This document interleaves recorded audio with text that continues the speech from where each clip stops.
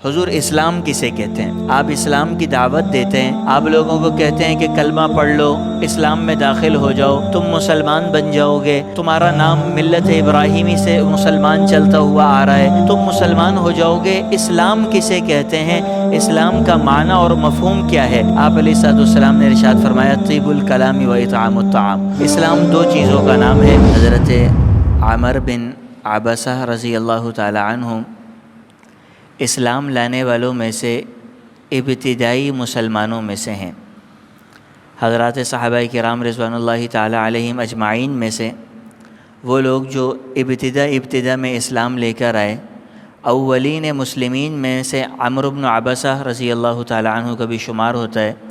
فرماتے ہیں کہ میں آپ علیہ السلام کے پاس اس وقت آیا تھا اسلام قبول کرنے کے لیے جب اسلام میں صرف دو لوگ تھے، ایک حر و عبد، صرف دو بندوں نے اسلام قبول کیا تھا، ایک بلال حبشی رضی اللہ تعالی عنہ اور دوسرا ابو بکر صدیق رضی اللہ تعالی عنہ۔ میں نے آ کے حضور سے پوچھا یا رسول اللہ من معک علی ھذا الامر، حضور آپ کے اس دین کے اوپر کون کون ہے؟ آپ کے نام کا کلمہ کس کس نے پڑھا ہے؟ آپ علیہ السلام نے ارشاد فرمایا کہ ایک غلام نے کلمہ پڑھا ہے، ایک آزاد آدمی نے کلمہ پڑھا، غلام بلال ہے، آزاد ابو بکر صدیق ہے۔ حضرت عمرو بن عبسہ شروع وقت میں آنے والے۔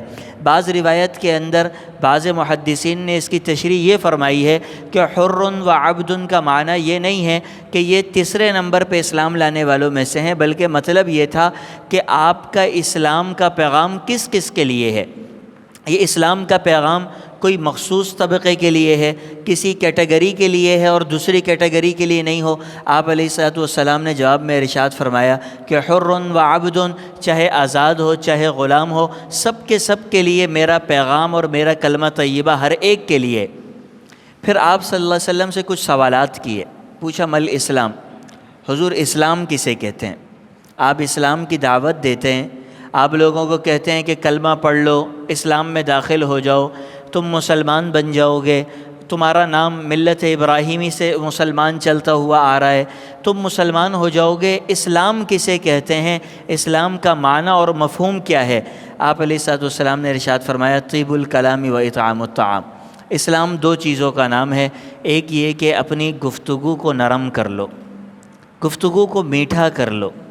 عربی میں لفظ طیب میٹھا، پاکیزہ، ان چیزوں کے لیے استعمال ہوتا ہے۔ آپ نے سنا ہوگا کہ مدینہ کو بھی طیبہ کہا جاتا ہے، مدینہ طیبہ معنی ہوتا ہے پاکیزہ شہر، منور شہر۔ اپنی گفتگو کو میٹھا کر لو، اپنی گفتگو کو منور کر لو، گفتگو کے اندر سے سختی، سخت انداز، سخت جملے، غلط الفاظ، یہ ساری چیزیں اپنی گفتگو سے نکال دو۔ وَإِطْعَامُ الطَّعَامِ، اور اسلام کا دوسرا حصہ یہ ہے کہ لوگوں کو کھانا کھلاتے رہو جو تمہارے بس میں ہو۔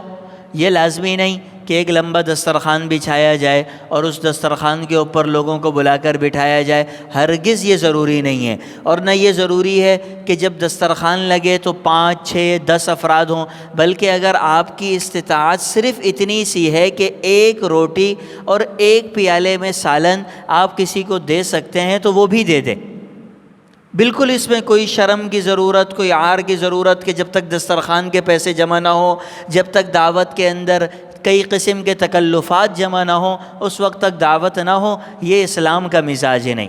اسلام کا مزاج یہ ہے کہ آپ اگر کھانا پکا رہے ہیں تو 2 بوٹی زیادہ کر کے 1 کپ پانی زیادہ ڈال کے وہ شوربہ اپنے پڑوسی کے گھر میں بھیج دیں، اگلے دن اس سے اگلے پڑوسی کے گھر میں بھیج دیں، اس سے اگلے پڑوسی کے گھر میں بھیج دیں۔ 2 بوٹی نہ بڑھانا مشکل، نہ 1 کپ پانی ڈالنا مشکل۔ کھانا پک رہا تھا، اس میں یہ چیز کا اضافہ کر کے اگلے کو کھلاتے گئے۔ یہ ہے اطعام الطعام۔ وہ دسترخوان لگانا جن دسترخوان کے اندر شہرت کا خدشہ ہو، جن دسترخوان کے پیچھے دیگر مقاصد بھی چھپے ہوئے ہوں، اس کی نسبت یہ پڑوسی کو کھلانے والا کھانا افضل ہے۔